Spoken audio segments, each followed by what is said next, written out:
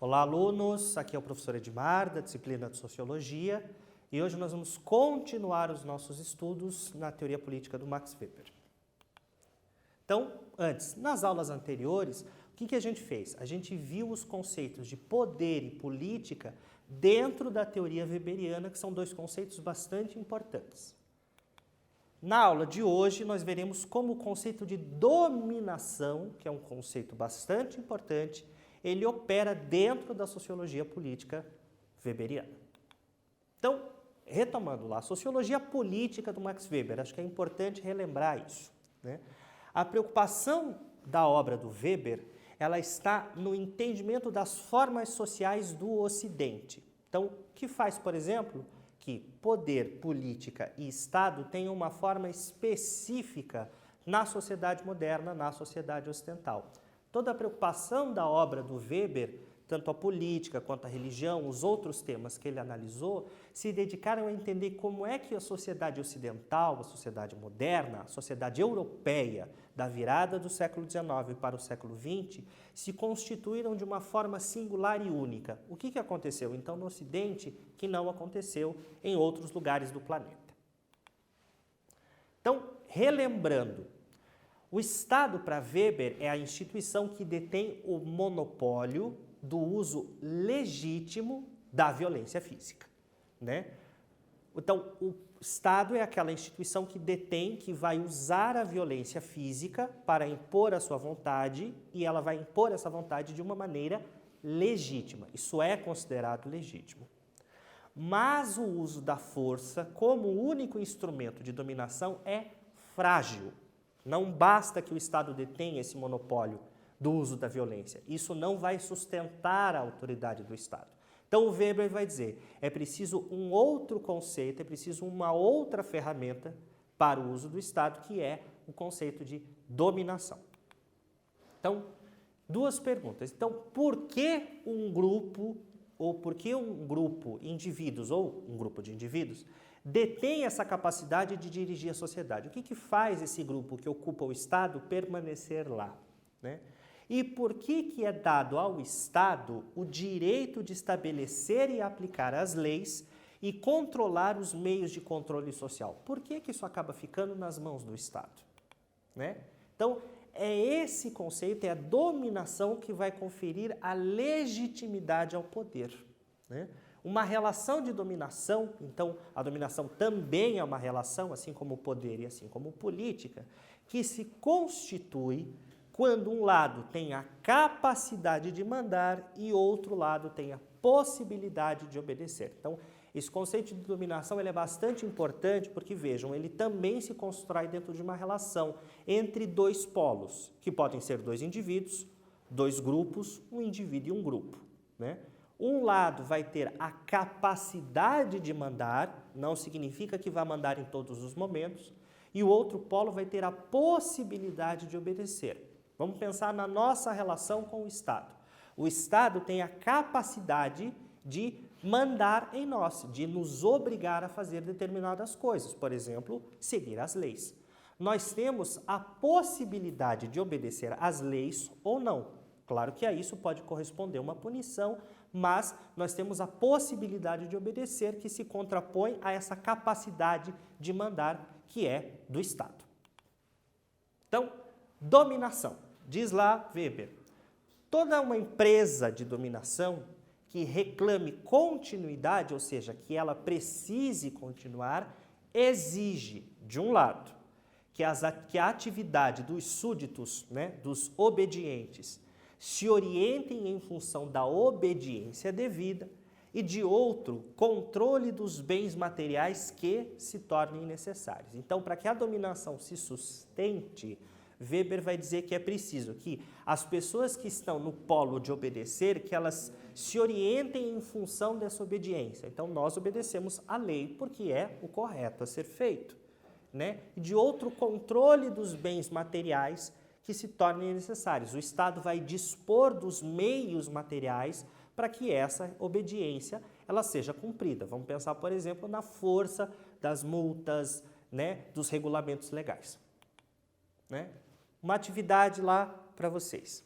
Então, Max Weber elaborou um conjunto de conceitos teóricos que tem a realidade do Estado como seu centro de referência.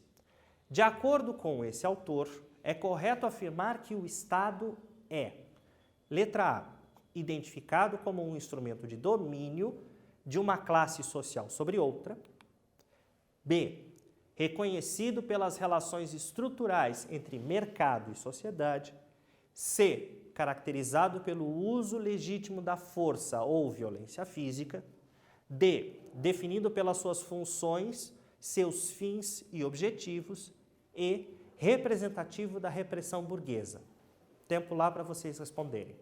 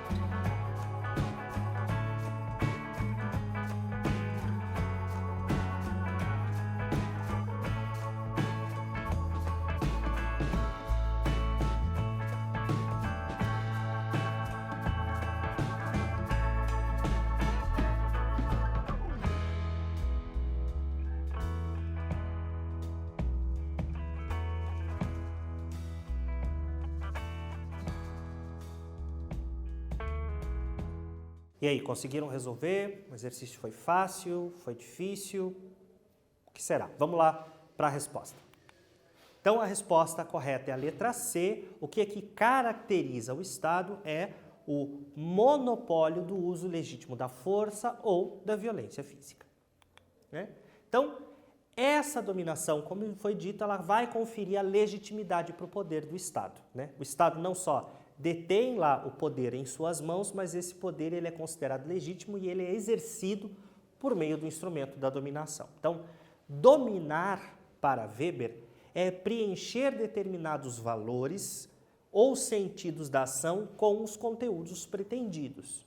Né? Então, há sempre uma luta e uma disputa por essa dominação. Então, no caso do Estado, a gente pode pensar que nós obedecemos à lei, que é um instrumento pelo qual o Estado domina a sociedade, e o Estado vai dizer não só o que a lei é, mas também o conteúdo, o que significa.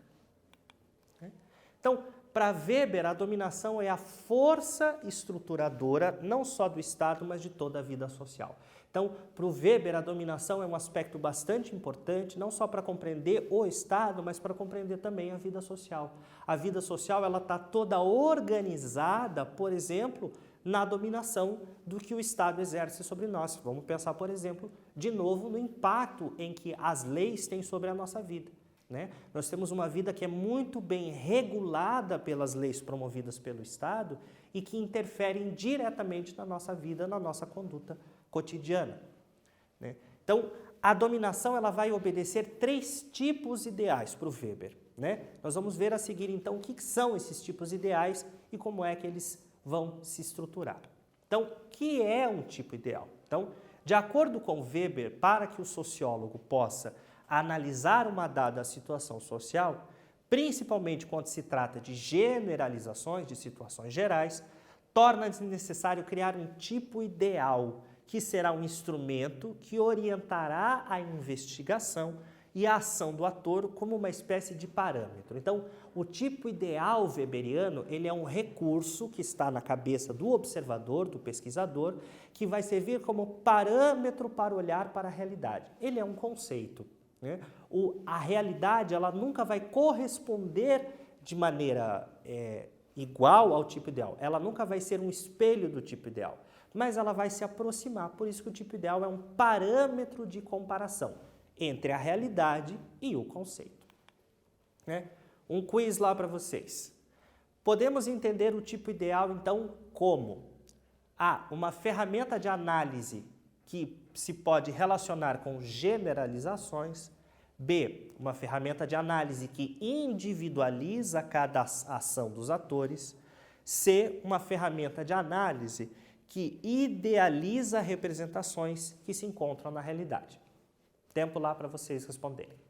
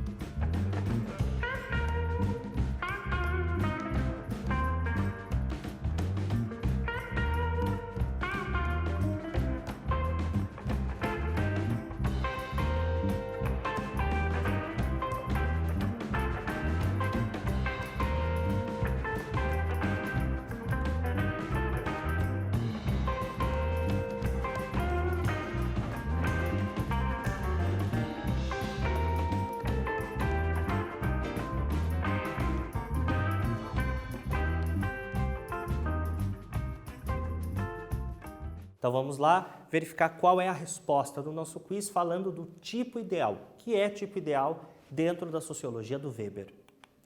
Então, letra A correta, uma ferramenta de análise que pode se relacionar com generalizações. Então, o tipo ideal ele vai descrever uma realidade geral, né, que pode ou não se encontrar com o que está na realidade.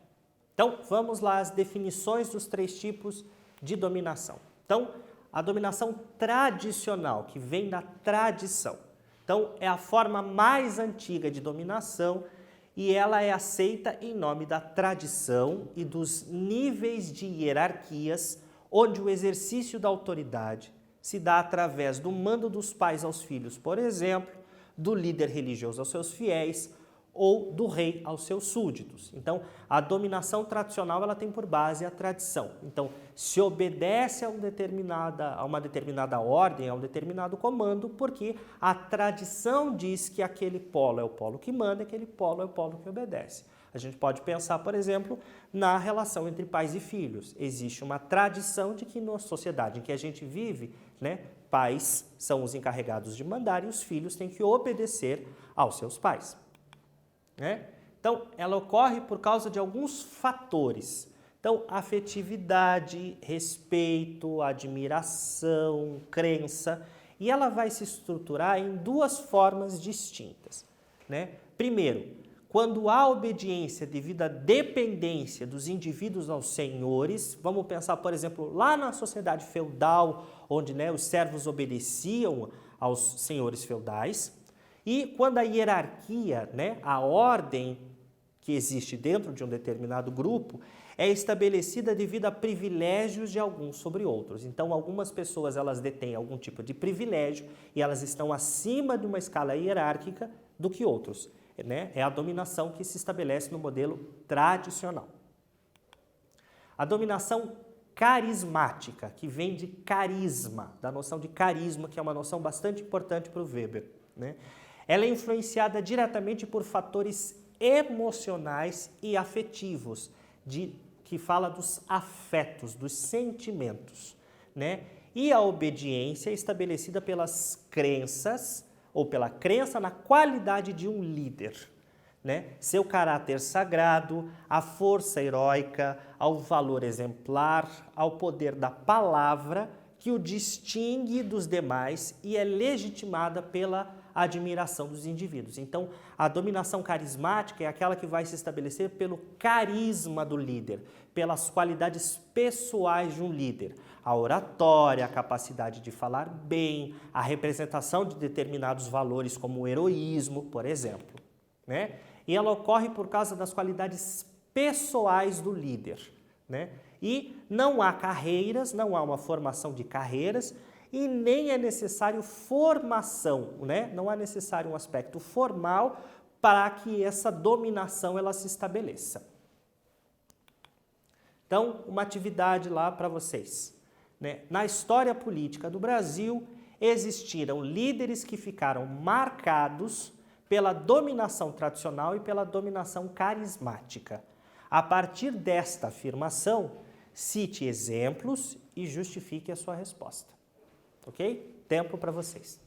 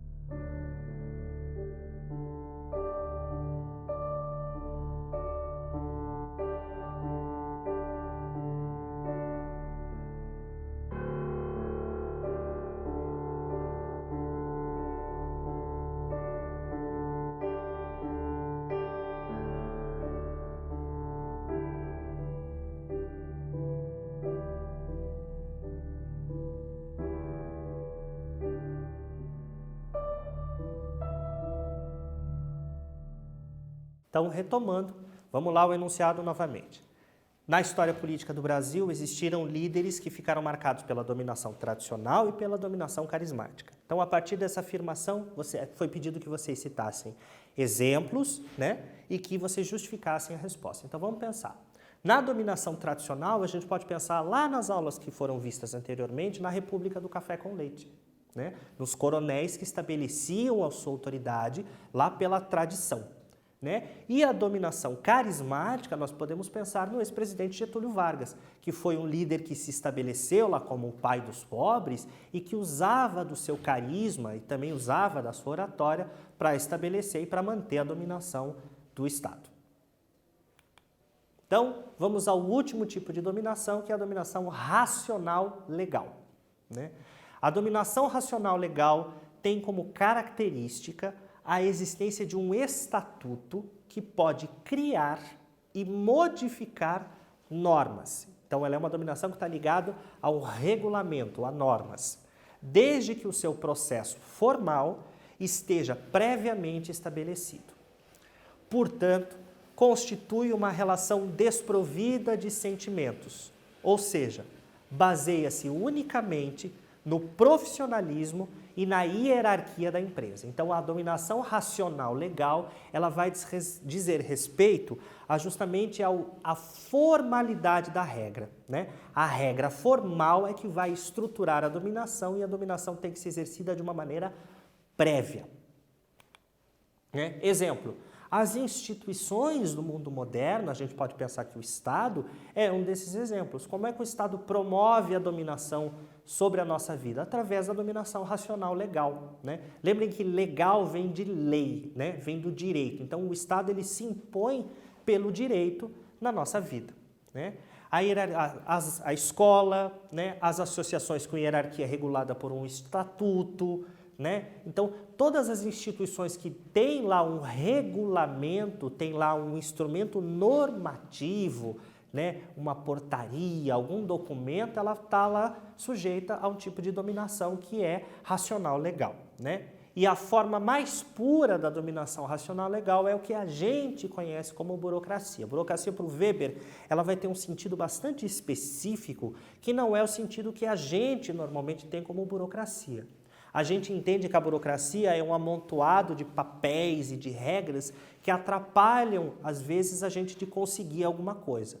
Para o Weber, a burocracia vai dizer respeito a essa estrutura de dominação, né, que está baseada lá em leis, normas, regras, regulamentos, procedimentos, que vai fazer com que o processo siga um caminho muito bem claro e muito bem ordenado.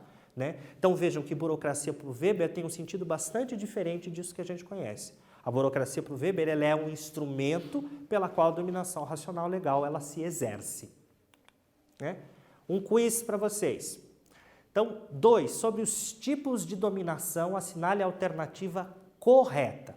Então, letra A. A dominação racional legal não apresenta estatutos, pois sua legitimidade repousa unicamente no líder.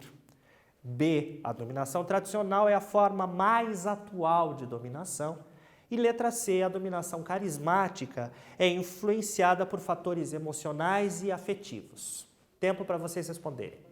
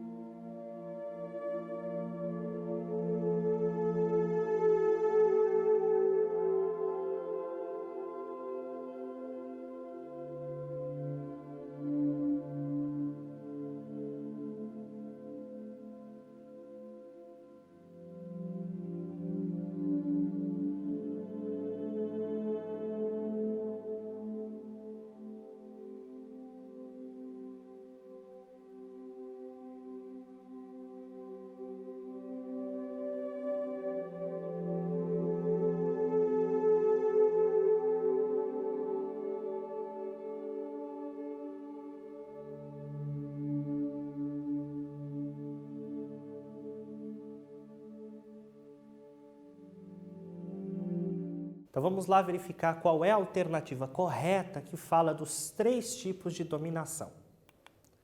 Então, a correta lá é a letra C, mas vamos ver por que a letra A e a letra B estão incorretas. Então, a letra A, a dominação racional legal não apresenta estatutos, ela apresenta, ela se caracteriza pelo estatuto, pelo regulamento, pela norma escrita, né? B, ela é incorreta também, porque a dominação tradicional ela é a forma mais antiga de dominação, ela não é a forma mais atual. E a C, que é a alternativa correta, que vocês deveriam ter marcado, é a dominação carismática, que ela se exerce pelo carisma, pelas características do líder, né? Por fatores emocionais e por fatores afetivos, né? Então, nessa aula, o que a gente viu? A gente viu o conceito de dominação como um conceito estrutural, como um conceito de base, né? Para a análise política do Max Weber. É a dominação que vai garantir o exercício do poder político para o Estado moderno, né? Como a gente viu, o Estado detém o monopólio do uso legítimo da força, mas só essa detenção do uso da violência não basta. É preciso que o Estado exerça também a dominação sobre o mundo social, né? E na próxima aula, a gente vai ver como os outros autores clássicos da sociologia eles vão tratar a relação entre Estado e sociedade, e a gente vai começar pelo Karl Marx, ok? Alunos, por favor, não esqueçam lá do registro de frequência nas atividades do Google Classroom. É preciso que você faça e finalize as atividades para que a sua presença seja contabilizada, ok? Então, tá aqui as referências bibliográficas e a gente se vê na próxima aula. Até lá!